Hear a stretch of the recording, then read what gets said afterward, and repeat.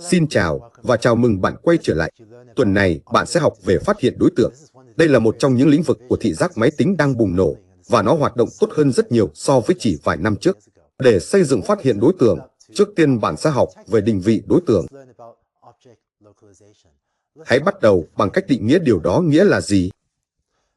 Bạn đã quen thuộc với tác vụ phân loại hình ảnh, trong đó một thuật toán nhìn vào bức tranh này và có thể chịu trách nhiệm nói rằng đây là một chiếc xe hơi. Vì vậy, đó là phân loại. Vấn đề bạn học để xây dựng một mạng neuron để giải quyết sau trong video này là phân loại với định vị. Có nghĩa là bạn không chỉ phải dán nhãn đây là, chẳng hạn, một chiếc xe hơi, mà thuật toán còn chịu trách nhiệm đặt một hộp giới hạn hoặc vẽ một hình chữ nhật màu đỏ xung quanh vị trí của chiếc xe trong hình ảnh. Vì vậy, đó được gọi là bài toán phân loại với định vị. Trong đó thuật ngữ định vị đề cập đến việc tìm ra vị trí của chiếc xe bạn đã phát hiện trong ảnh. Sau đó trong tuần này, bạn sẽ học về bài toán phát hiện. Trong đó có thể có nhiều đối tượng trong ảnh, và bạn phải phát hiện tất cả, và định vị tất cả chúng. Và nếu bạn đang làm điều này cho một ứng dụng lái xe tự động, thì bạn có thể cần phải phát hiện không chỉ những chiếc xe khác, mà có thể là những người đi bộ khác và xe máy, và có thể là cả những vật thể khác. Vì vậy, bạn sẽ thấy điều đó sau trong tuần này. Vì vậy, trong thuật ngữ chúng ta sẽ sử dụng trong tuần này, bài toán phân loại, và phân loại với định vị thường có một đối tượng. Thường là một đối tượng lớn ở giữa ảnh mà bạn đang cố gắng nhận ra hoặc nhận ra, và định vị. Ngược lại, trong bài toán phát hiện, có thể có nhiều đối tượng, và trên thực tế, thậm chí có thể có nhiều đối tượng thuộc các loại khác nhau trong một hình ảnh. Vì vậy, những ý tưởng bạn đã học về phân loại hình ảnh sẽ hữu ích cho việc phân loại với định vị, và sau đó những ý tưởng bạn học cho định vị sẽ trở nên hữu ích cho việc phát hiện. Vì vậy, hãy bắt đầu bằng cách nói về phân loại với định vị. Bạn đã quen thuộc với bài toán phân loại hình ảnh, trong đó bạn có thể nhập một bức tranh vào một mạng tích chập với nhiều lớp. Vì vậy, đó là mạng tích chập của chúng ta. Và điều này dẫn đến một vector đặc trưng được đưa vào một đơn vị softmax. Đơn vị này đưa ra lớp dự đoán. Vì vậy, nếu bạn đang xây dựng một chiếc xe tự lái, có thể các loại đối tượng của bạn là như sau. Trong đó bạn có thể có người đi bộ, hoặc xe hơi, hoặc xe máy, hoặc nền. Điều này có nghĩa là không có gì ở trên. Vì vậy, nếu không có người đi bộ, không có xe hơi, không có xe máy, thì bạn có thể cho nó xuất ra nền. Vì vậy, đây là các lớp của bạn. Chúng có một softmax với 4 đầu ra có thể. Vì vậy, đây là quy trình phân loại tiêu chuẩn. Còn nếu bạn cũng muốn định vị chiếc xe trong hình ảnh thì sao? Để làm điều đó, bạn có thể thay đổi mạng neuron của mình để có thêm một vài đơn vị đầu ra đưa ra một hộp giới hạn. Vì vậy, cụ thể, bạn có thể cho mạng neuron xuất ra thêm 4 số nữa, và tôi sẽ gọi chúng là BX, by BH, và BW, và 4 số này tham số hóa hộp giới hạn của đối tượng được phát hiện. Vì vậy, trong các video này, tôi sẽ sử dụng quy ước ký hiệu rằng phía trên bên trái của hình ảnh, tôi sẽ ký hiệu là tọa độ và phía dưới bên phải là.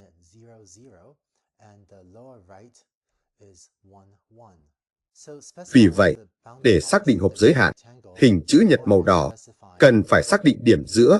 Vì vậy đó là điểm BX, by, cũng như chiều cao, đó sẽ là BH, cũng như chiều rộng, BW, của hộp giới hạn này.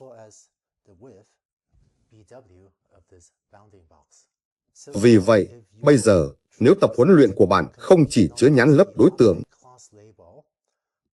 mà mạng neuron của bạn đang cố gắng dự đoán ở đây, mà còn chứa 4 số bổ sung cho biết hộp giới hạn, thì bạn có thể sử dụng học có giám sát để làm cho thuật toán của bạn không chỉ xuất ra nhãn lớp, mà còn xuất ra 4 tham số để cho bạn biết vị trí hộp giới hạn của đối tượng bạn đã phát hiện.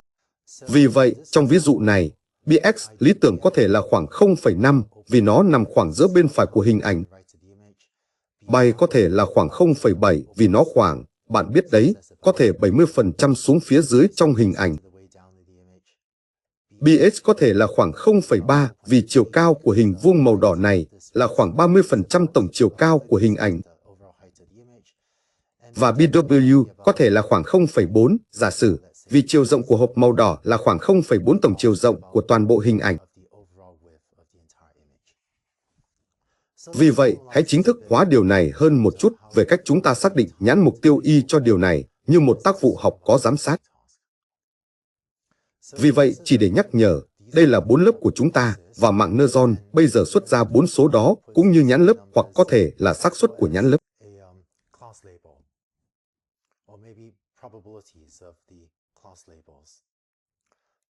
Vì vậy, hãy định nghĩa nhãn mục tiêu Y như sau. Nó sẽ là một vector, trong đó thành phần đầu tiên PC sẽ là có đối tượng nào không? Vì vậy, nếu đối tượng là ở các lớp 1, 2 hoặc 3, PC sẽ bằng 1. Và nếu đó là lớp nền, vì vậy nếu đó không phải là đối tượng nào bạn đang cố gắng phát hiện, thì PC sẽ bằng 0. Và PC, bạn có thể coi đó là viết tắt của xác suất có một đối tượng, xác suất có một trong các lớp bạn đang cố gắng phát hiện ở đó. Vì vậy, một cái gì đó khác với lớp nền. Tiếp theo, nếu có một đối tượng, thì bạn muốn nó xuất ra BX, bay, BH và BW. Hộp giới hạn cho đối tượng bạn đã phát hiện. Và cuối cùng, nếu có một đối tượng, vì vậy nếu PC bằng 1, bạn muốn nó cũng xuất ra C1, C2 và C3, cho biết đó là lớp 1, lớp 2 hay lớp 3. Vì vậy, đó là người đi bộ, xe hơi hay xe máy. Và hãy nhớ, trong bài toán chúng ta đang giải quyết, chúng ta giả định rằng hình ảnh của bạn chỉ có một đối tượng. Vì vậy, nhiều nhất một trong những đối tượng này xuất hiện trong ảnh trong bài toán phân loại với định vị này. Vì vậy, hãy xem qua một vài ví dụ. Nếu đây là một hình ảnh tập huấn luyện, vậy đó là X, thì Y sẽ là... Thành phần đầu tiên PC sẽ bằng 1 vì có một đối tượng, sau đó BX, bay, BH và BW sẽ chỉ định hộp giới hạn. Vì vậy, tập huấn luyện được gắn nhãn của bạn sẽ cần các hộp giới hạn trong nhãn. Và cuối cùng, đây là một chiếc xe hơi, vì vậy nó là lớp 2. Vì vậy, C1 sẽ bằng 0 vì nó không phải là người đi bộ. C2 sẽ bằng 1 vì nó là một chiếc xe hơi. C3 sẽ bằng 0 vì nó không phải là xe máy. Vì vậy, trong số C1, C2, C3, nhiều nhất một trong số chúng phải bằng 1. Đó là nếu có một đối tượng trong hình ảnh. Nếu không có đối tượng nào trong hình ảnh thì sao? Nếu bạn có một ví dụ huấn luyện trong đó X bằng như vậy thì sao? Trong trường hợp này, PC sẽ bằng 0 và phần còn lại của các phần tử này sẽ không quan trọng. Vì vậy, tôi sẽ viết dấu chấm hỏi trong tất cả chúng. Vì vậy, đây là một trường hợp không quan trọng. Bởi vì nếu không có đối tượng nào trong hình ảnh này, thì bạn không quan tâm đến hộp giới hạn nào mà mạng Neutron xuất ra, cũng như việc nó nghĩ đó là đối tượng nào trong 3 đối tượng C1, C2, C3. Với một tập hợp các ví dụ huấn luyện được gắn nhãn, đây là cách bạn xây dựng X. Hình ảnh đầu vào cũng như Y, nhãn lớp, cho cả hình ảnh có đối tượng và hình ảnh không có đối tượng. Và một tập hợp những thứ này sau đó sẽ xác định tập huấn luyện của bạn. Cuối cùng, tiếp theo hãy mô tả hàm mất mát bạn sử dụng để huấn luyện mạng Neutron. Vì vậy, nhãn Grand Truth là Y và mạng Neutron xuất ra một số Y mũ. Mất mát nên là gì? Hết trả. Nếu bạn đang sử dụng bình phương sai số, thì mất mát có thể là Y1 mũ trừ Y1 bình phương cộng Y2 mũ trừ Y2 bình phương cộng cộng Y8.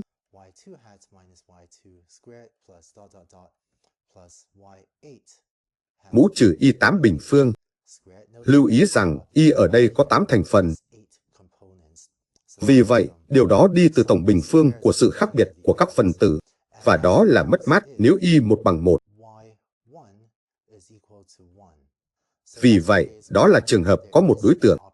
Vì vậy, Y1 bằng PC, phải không?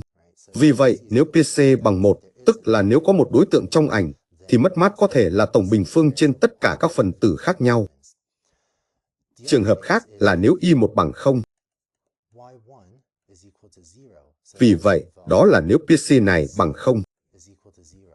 Trong trường hợp đó, mất mát có thể chỉ là y1 mũ trừ y1 bình phương. Bởi vì trong trường hợp thứ hai đó, tất cả các thành phần còn lại đều không quan trọng. Và vì vậy, tất cả những gì bạn quan tâm là mạng neuron xuất ra PC chính xác như thế nào trong trường hợp đó. Vì vậy, chỉ để tóm tắt lại, nếu y1 bằng 1, đó là trường hợp này, thì bạn có thể sử dụng bình phương sai số để phạt độ lệch bình phương từ đầu ra dự đoán và đầu ra thực tế cho tất cả 8 thành phần. Trong khi đó, nếu y1 bằng 0, thì bạn biết đấy, thành phần thứ 2 đến thứ 8 tôi không quan tâm. Vì vậy, tất cả những gì bạn quan tâm là mạng neuron của bạn ước tính y1 bằng ở PC chính xác như thế nào.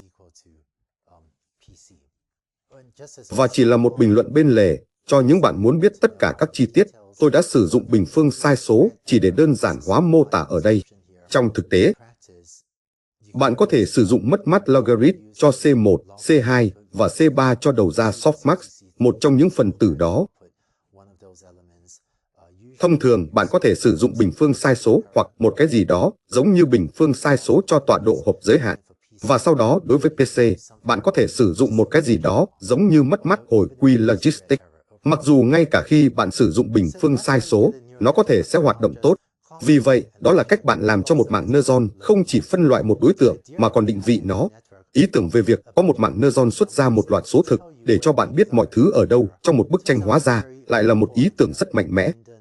Trong video tiếp theo, tôi muốn chia sẻ với bạn một số nơi khác mà ý tưởng này về việc có một mạng neuron xuất ra một tập hợp số thực, ẩn giống như một tác vụ hồi quy, cũng có thể được sử dụng rất hiệu quả ở những nơi khác trong thị giác máy tính. Vì vậy, hãy chuyển sang video tiếp theo.